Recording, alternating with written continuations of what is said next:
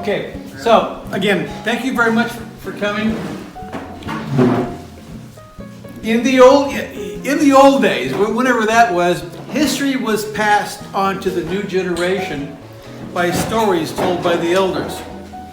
So, kind of taking that concept a little bit further, and as Ed explained, what I'd like to do is to get this on video, which Nick is doing for us, and hopefully some of this material will be used in our event, in our 70th anniversary next year, if it works out. Okay. So anyway, Ed suggested that maybe Jim start, with a story or something. If any of the newer members have a question, have a comment, please feel free. So it's interactive. Please feel free. So this is open forum, open floor. Jim, would you like to start? I'd love to. Talk by first of all, I think being president of the American International Club was such a great honor, but we had such a wonderful speakers committee. We had incredible people that were coming here to speak to our club members, and as a president, you're privileged to share lunch with them next door. So at Alan Post, in my tenure of 95-96, among Alan Post, the professor of Formula One racing, and that was wonderful.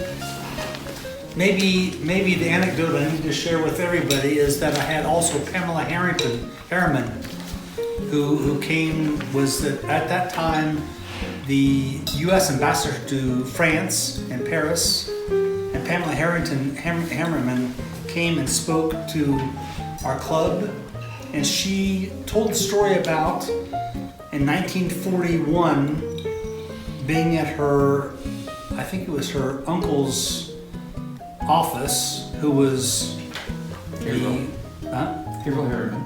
Yeah, Pamela Harriman, like that, was Winston Churchill. She was in his office in 1941 when they announced the Pearl Harbor in 7 December 1941. And she remembers him saying, "That's it, the Americans are in." So we had a moment in history that everyone remembers like that. She made that personal like that because she was there, and her uncle or whatever he was, great uncle like that was able to say, got the Americans, they're in, we're good. Interesting. So it was, and of course I want to talk about the time when I had Miss France 1995 attend. I don't want to talk about that, so now I can. Off camera, Jim. But it was a memorable event. It is, yeah. I remember that actually. What do you remember? Was that a speaking 95. event or what? I got a picture of John McCarthy with her. And Pamela Harriman, I think Churchill was her father-in-law. She was married to his son. Okay. I wasn't there in 41. Anything else, Jim? Just, it was wonderful. Well, Jim, thank you for sharing what it meant to you to be an AIC president. Maybe that's something that we can start off our chat with. Roy, would you like to go next? Sure. Well, I like to second what Jim said. It's having the privilege of leading a wonderful group of people in the club over a period of a couple of years, doing all the things that we all wanted to do to create a happy and memorable experience for our members. It was just an unforgettable experience for me. It was a lot of time and work, but I think one of the most satisfying things that I've ever done. We had kind of a golden era, as Jim said. We had at that point the ability to fill up the ballroom with the right people. We did it a couple of times. One of the highlights that I could recall was the speech not of one but two world figures, Gorbachev and Shimon Peres. And I remember getting up to give an introduction, and I talked about what was going to happen in the club's next month, some meetings here and there, and people started to laugh. And I thought, God, I'm about to lose this on one of the great moments of the club. But everyone was so full of good humor. It was just a happy time. And it really showed what we could do together, which is to attract first-class people to be with us and to give us an example, as Jim was pointing out. We were a little bit smaller than we were, but we're also very strong, and we are, I think, creating or fulfilling a role that's really much needed in Geneva, not just among Americans, but people in general. And I think I could look around the room here and see so many contributions made by people over the years. Jim and I and many others here had the privilege of being president, but the club is based on people participating. And we've had a great inflow of talent and dedication that I think is going to provide great future for the club. So that's my little contribution. If I can go back for 10 seconds, I would just like to make a note to say that we think about 1951, the American International Club, it was men only, but news coming from the United States to Europe took days, weeks, even months like that. So it was really the club to exchange ideas, what's happening here, what's happening there. And we then went from a club that was strictly men to women, and then Janet Voot, who actually was here this evening, unfortunately with us right now, but she became actually the first woman president of the American International Club, which we have to mark that. Yeah, it's important. The recording of Gorbachev's and Simon's speech we have in the archives. Oh, that's nice. So I'm Well, going to have that digitalized so we can put that out there. one of the most memorable items of that whole day was that we had a time schedule, and Gorbachev was not going by our time schedule. He was going to give one of these Politburo 5-hour speeches, and we were going to lose our audience, and we were going to lose Shimon Peres. So I had to stand up at a certain point and start to clap. And he didn't like it a bit. But Perez was very pleased with that.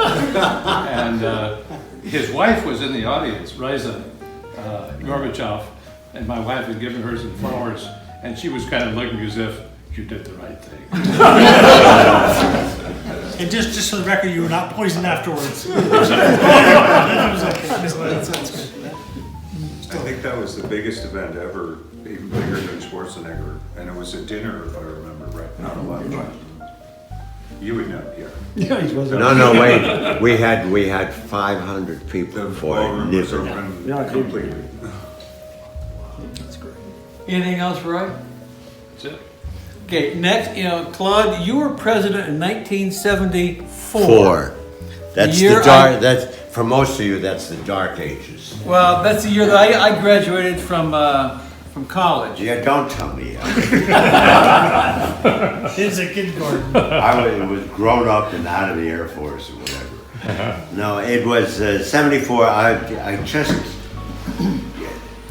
as it is today, getting a good speaker is one of the keys to this club. It was easier in my time for a lot of reasons. One, they didn't charge you anything, and they came willingly. And although you had to break your head to look for speakers, but you could find them. Yeah, great. And I think if I had to give you an anecdote, because it started while I was president in 74, I was pro forma member of the Speakers Committee, which is, as you all know, an essential committee in the club. And somebody said, Marshall, you vacation in Gstaad, where there are a lot of really interesting people up there who could be good speakers. And I said, so? He said, do you know David Niven? I said, I know he lives up there, but I do not know him. I don't run around the same circles as David Niven. Anyway, don't worry about it. Just get him to speak. Okay. So we were up there. This was in the winter, same time that I was told to get David Niven. And I parked the car, if you know Gstaad, by the movie house. And who parks the car not 10 meters from me? David Niven. So I said to my wife, I gotta go over and talk to David Niven. So he parked the car, he steps out of the car. I said, oh, Mr. Niven, my name is blah. He walks away. He says, turns around over his shoulder and he says, thanks very much, but I haven't got any time. Okay. That was 1974. 1975 in the winter, I am doing cross country with my wife. Who's coming in my direction but David Niven? So I said, this is it, to my wife. Niven comes by me, and I said, Mr. Niven, you'll remember, gone. Thanks, but I have no time. That was 75. 76. I'm doing cross country again. I said to my wife, I gotta get David Niven. This group in Geneva, this committee is gonna kill me. So here comes David Niven. He's about 30 meters from me. And I said to my wife, you help me while I fall down. So I fell across the piste. Niven stopped, and I looked up and he said, oh, Mr. Niven, my name is... And he says, you got me.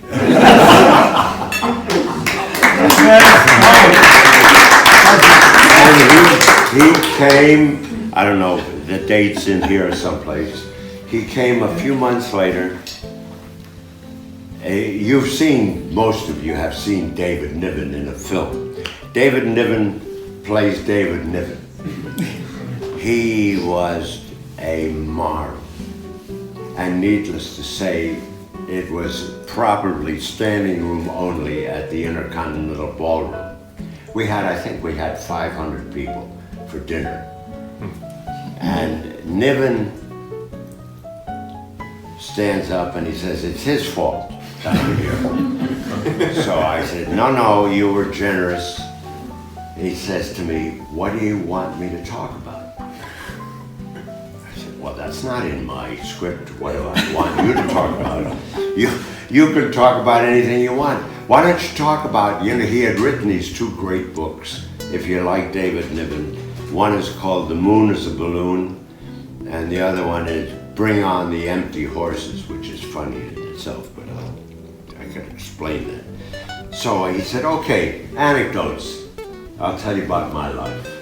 And he went on for a good hour talking about his life. And it was just remarkable. He was a remarkable man. He died a few years later of an illness. But we were lucky to get him. Yeah. That's a classic story. And I don't think anyone could have gotten him but you. No, I just had a lot of nerve then. So Club, as president in 1974, what did it mean to you to be president of this organization at that time?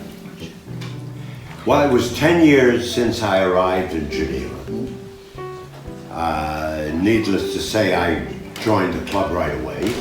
And I was honored to be president. I remember that most presidents don't have to fight for their office. This is not between Biden and Bush, or Biden and Trump, or Biden and anybody. You had to do what was right. So I was very pleased to be president, but I was very happy that in my time it was for 1 year. They didn't have 2-year presidencies. And my wife thanked the club at the time. And it was a lot of work, but a lot of fun. And they were nice people to work with. Before we get to Pierre, I'd like to finish with the presidents, and then we'll leave it to you because they all reported to you in your time. Ed Flaherty, they're here with us on Zoom. Would you like to put some 2 cents into this thing? What did it mean to you? And Sure. I have a couple things that I recall. First was the late John Silva, another former president, had approached me, I think, in 2011, and discussed would I be interested in maybe becoming president. And beginning I think in 2012. And I said, listen, my kids are 10 and 11, and my practice is quite busy. I don't really have the time. So I kind of pushed him off, but I said, but maybe in a couple of years. And boy, I wished I had accepted at that time, because when I did become president in 2014, we had a lot more issues to deal with, but anyway, it was a great experience. The club started a lot of the changes that happened, that have continued to happen over the more recent years. But one of the things that happened almost immediately upon my taking up the office was we moved on to the Intercon. We'd been there, for Forever. 20-odd years, 25 years. Pierre can correct me, but and one of the most memorable things was going down into the basement of the Intercon and finding the archives of the club. And given the time that had passed, I said, well, it's a club, it can't be that great. But there were a huge number of file cabinets, and I spent a couple hours just, going through the different photos and the yearbooks, and it came back to me, sort of the history of the club. I joined the club when I first came to Geneva in 1995. Actually, I was recruited by Frank Peel even before I moved to Geneva, when I was living in Paris. So, but I had some idea of the history, but just that time there spent going through the archives was quite amazing. So that for me was quite a remarkable beginning of my presidency, and it was a very eventful presidency in some sense, but the club survived, which was the most important thing, the thing I was most happy about. And it was great to work with wonderful vice presidents and many former presidents who sort of gave me great counsel during some trying times. So it was nothing but just a wonderful experience for me, and I feel very honored to have been able to have been the president for that time, and glad that it was 2 years. Anyway, How about thank you. speakers? Most memorable speaker of your administration? Oh God! We had a number of great speakers. We had the brain doctor from Lausanne. We had the guy who had, I can't remember the names now. We had Northern Irish guy who oversaw the collider at CERN, and he spoke, and then he actually gave us a tour, the ambassador's tour. They were quite remarkable. well, I came after Ed, So I had the pleasure of working with Ed on the transition from the club, going from a members managed club, from a managed club to a members managed club. And it was a lot of work, and for me it was an honor to be president, because I felt I was riding on the shoulders of great people that came before me. And it was because we were going through these changes, and we came out of those changes stronger and different. But it's the great counsel that I had from Ed, Roy, and other peoples in the club. You know, the VPs were a great support. Without the hard work of everyone on the team, I'm not sure what the club would be like today, but I'm glad it is, because as we go back and look in history and hear the great stories, it was I don't want to say worth saving, but it was worth making better and continuing in whatever form it was going to be. It's hard to express, but it was a challenging time in terms of speakers. You know, we had a lot of speakers. I was president for 3 years, and I can't think of one speaker that really stands out because they were so great. One speaker does stand out. The former Swiss national Greenspan? Greenspan, because Greenspan played saxophone, and we had a conversation about that. That's what I remember. But anyway, it was a great time, a great support, and I was pleased and honored to have served. And then Ed? Well, the president now, is only as good as the people around him. And I think the 2 years I've had have been fantastic, not because of me being president, but because of the team I have around me. Whether it's Paige, whether it's Barbara, whether it's Patricia that's here, whether it's Ron, because we're a member managed club now, I'm only as good as the people that come up with the initiatives and the excitement to create things, and I help enable that. So my presidency has been actually a great pleasure, not because of the work I've done, but because of the work of the people around me. And I think that's how the club is going to be more and more moving forward. I wish I had a Pierre Infeld who could do everything for me, but we didn't have that anymore. So We have to roll our sleeves up now, don't we? Get dirty. I have to roll up my sleeves too and lead a little bit by example. But the truth is Mark Mason does these amazing sport events on spur of the moment. So the club now, we've had some great speaker events, and we keep on having great ones. I could think of in the past, one of the things that I actually initiated, which has been a huge success, is we have what we call these revitalization of the Geneva economy.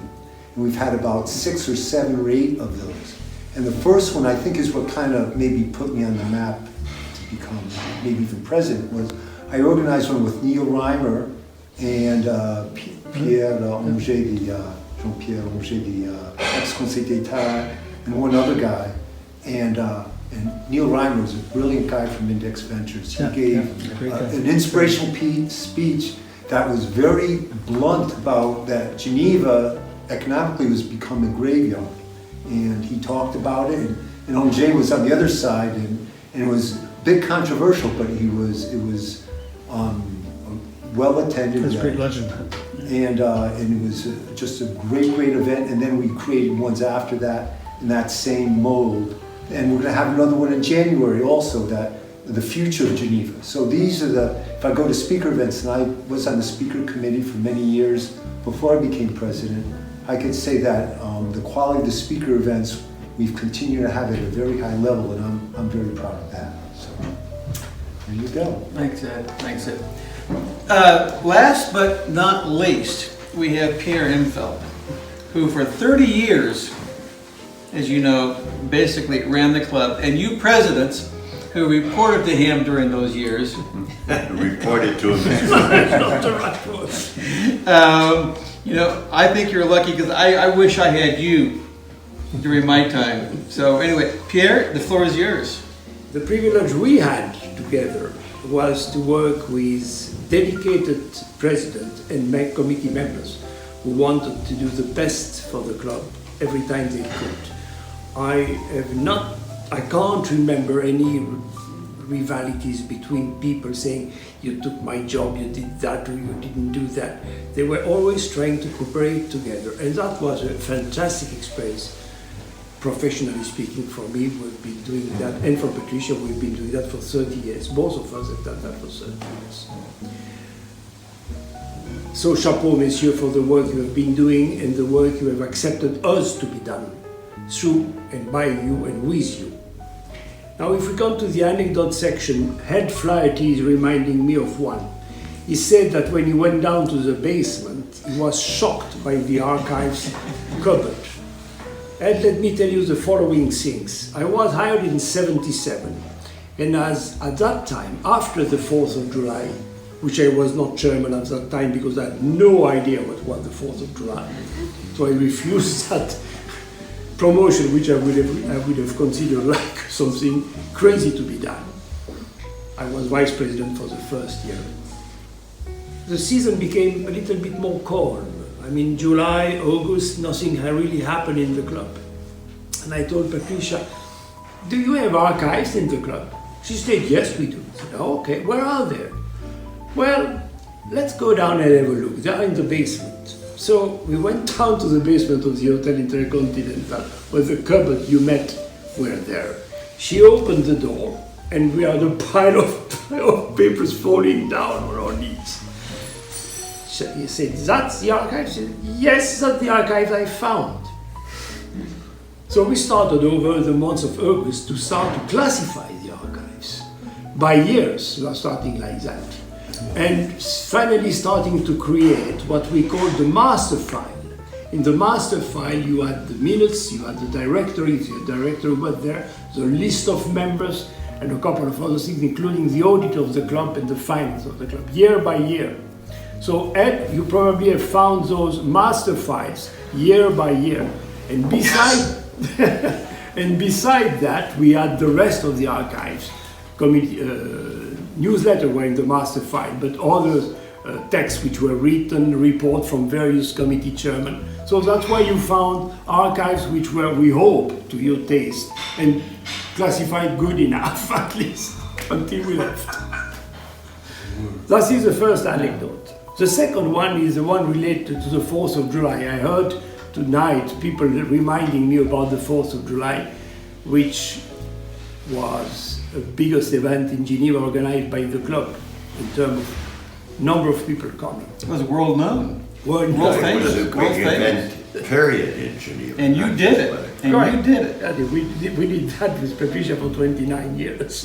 Amazing. And when we left, thank God the club stopped to do it because it became, as I mentioned to the president, probably something more and more difficult to make in public due to the potential attractiveness of disrupting a community in Geneva. Anyway, the situation, the anecdote I want to tell you is the following. I don't remember the year. We were in full speed of the event around 7 o'clock, 8 o'clock. When a committee member, all of them volunteer, by the way. Not all of them member of the club, but we had about 100 people helping us for the 4th of July. Great people. And came to me and said, there is a lady who wants to speak to you. I said, okay, let's see. And here came a short lady, black lady, who said, I am Nina Simon. Are you the one putting that? I said, yes, I put it. I want to be on stage. I said, there is no way you got on stage, madam. By the way, I didn't know Nina Simon very well at that time. Nina Simone? Nina Simon, absolutely. She said, I want you to put me on stage now, tonight. I said, no way, madam. We have a program which is very Swiss, you see. No way you can do that. You told Nina Simone no? Absolutely. You can stop. No, because I told her no for the second thing. Let me finish. So she went off, pissed off, as you may imagine. And we went on with our normal program. She said, I'd like to meet you. I said, okay, come tomorrow to the office of the American Club at the Intercon. Fine. event went on, finished. Morning after, 5th of July, 10 o'clock, who came, dressed all in leather? Nina Simone. She sat down and said, I want cigarettes. I said, Madam, cigarettes are upstairs. I want you to get me cigarettes. I'm sorry, Madam, there's no reason to get you cigarettes. So she said, well, I want you to become my manager. I said, Madam, I am not going to become your manager. I am not the skills to become your manager. I want you to become my manager. I said, no, Madam, I'm sorry, I'm not. So if you think I stayed at the club for 30 years, it's because I refused to become the manager of the museum. Very good. And I can tell you it's absolutely true story. Patricia was there, she looked at us and said, You knew how to say no. well, I used to say something about that. If you don't know how to say no, your yes don't have much value.